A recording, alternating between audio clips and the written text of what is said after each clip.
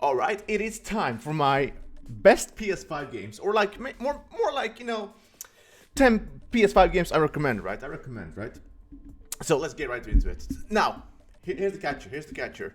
I am not going to include any like director's cut.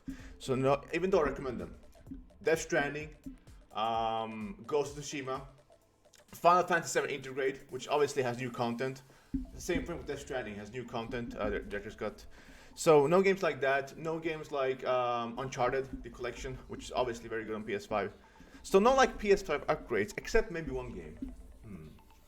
Maybe one game. Anyway, here we go. The first game I want to talk about is obviously a game everyone should play. Everyone can play it if you have PS5. It comes with the PS5. It's free. It's short, like my, you know what I'm saying? It is Astro's Playroom. Now, Astro's Playroom is a short game, 2-3 hours, 4 hours for platinum, right? It, like, if you want to experience the best difference from PS4 to PS5, or from like last gen to current gen, this is the game. It's beautiful, 60 frames. The controller is amazing. This game literally like it shows you off how like the controller is supposed to be made in this game. Please. I know a lot of people skip on this game. It is everyone gets it. So like there's no reason to skip this game. Definitely check out this game. Astro's Playroom, number one. It is the first game you should play. I think everyone should play this as the first game, right?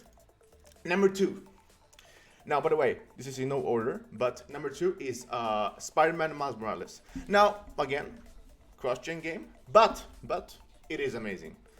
Like, the details in this game, the improvement on gameplay, story, I think it's a little bit better in the last game, but you can depend on that. Like, it doesn't, like, you know, if like Spider-Man PS4 more or this game, doesn't matter. But, it is a must-play game if you like superhero games.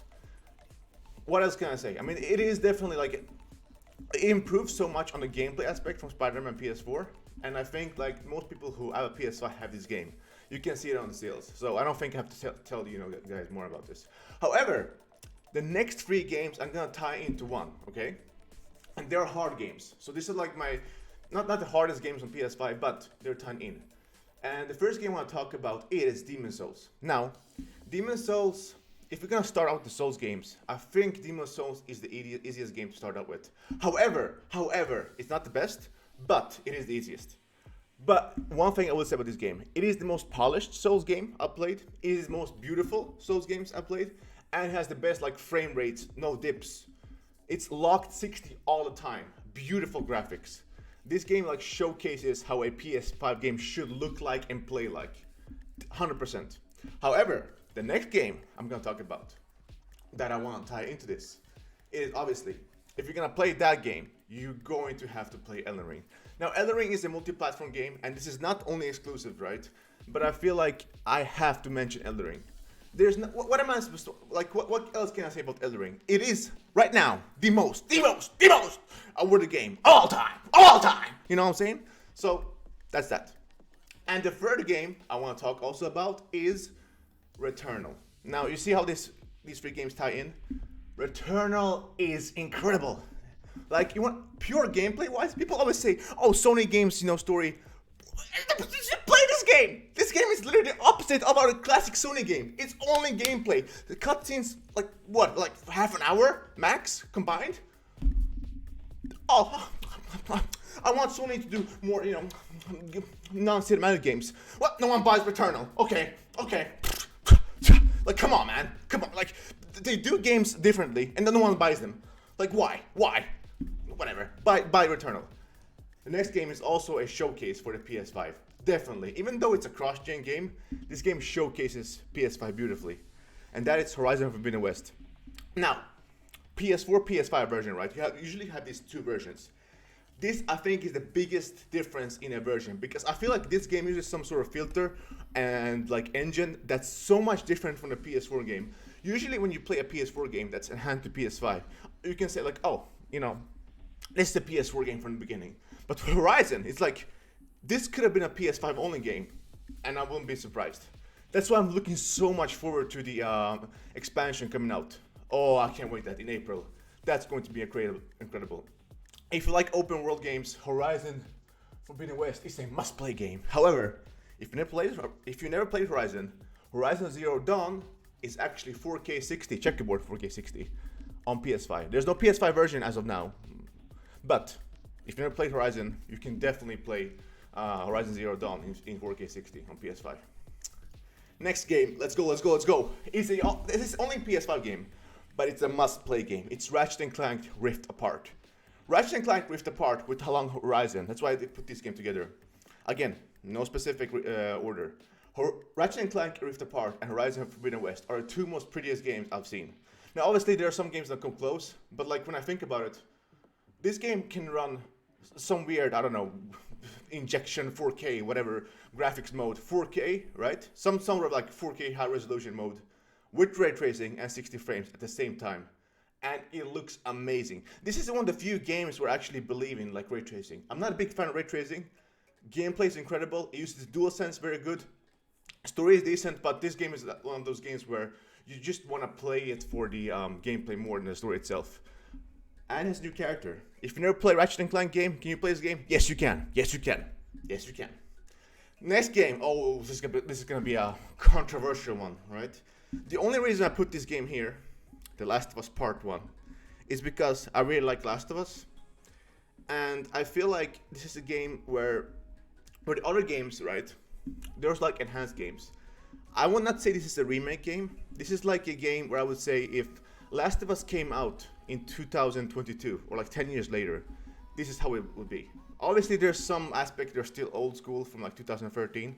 However, do I recommend this game only if you like Last of Us. If you think Last of Us is like a 9 or more out of 10, I recommend this. If you've never played Last of Us, I recommend this. If you think Last of Us is an okay game, then don't buy it. Maybe buy it on sale. That's it, basically. That's it. This game, okay, this is the 9th game. We're almost at the end. I feel like no one talks about this game. You know how I say Returnal is a game where people like it's different from the usual classic Sony games and no one buys them? What about Sackboy? It's literally what people want from Sony. Oh, we want more, this and that. And then no one buys it. Why? Why is I don't get people. Oh, we don't want Sony cinematic games. God of War sells. All these other all these other games, sell incredibly well, right? Last of Us, all these classic Sony games sell as well. Sony comes out with Sackboy. Oh, we want games like, we want Sly Cooper. They support Sackboy. Like, if you have a child, right? If you have a child, or if you have like little brother, little sister, perfect co-op game for the couch, right? Even online, very good co-op game. It like has everything that a platformer should have. It's not like incredible, mind-blowing, like revolutionary 3D platformer game. However, it is a must-play game, basically, in my opinion. If you have like, if you're gonna play co-op, single player, I mean, it's good, but it's definitely better in co-op. If you have anyone you can play this game with, do it. Also works with PS4, PS5, so you can play it cross-gen if you want to. Now, number one. I mean, like, oh my god, oof, that actually. Number one. Even though it's a cross-gen game, there's only one. There's only one God of War Ragnarok. Now, I don't think it's a reason why this game is number one for me. It is, without question, the best PS5 game. Even though it's a cross-gen game, you can tell it's a cross-gen game. I was saying about Horizon, how it feels like a PS5 game. This feels like an enhanced PS4 game, right? But doesn't matter. It plays beautifully. It can play over 60 frames. It has all the features, 3D, DualSense, all the features it has. And it is the best PS5 game. Story, gameplay, characters, everything. God of War Ragnarok has it. Now, that's basically it. I know there's a lot more games, and most of these games exclusive in exclusive in some sort of way. However, there's a lot of games coming out this year. There's a lot of games comes out. I can't wait for games like Final Fantasy 16 and Spider-Man 2, which are only PS5 games. So I feel like God of War Ragnarok is the perfect game to end the cross-gen single-player game-wise. Obviously, if they do cross-gen with multiplayer, who cares? But yeah, that's it. 10 games I recommend. No order, except God of War, because that's the best one. And that's it. Hopefully, you guys enjoy it. Make sure to subscribe and all that stuff. Like the video.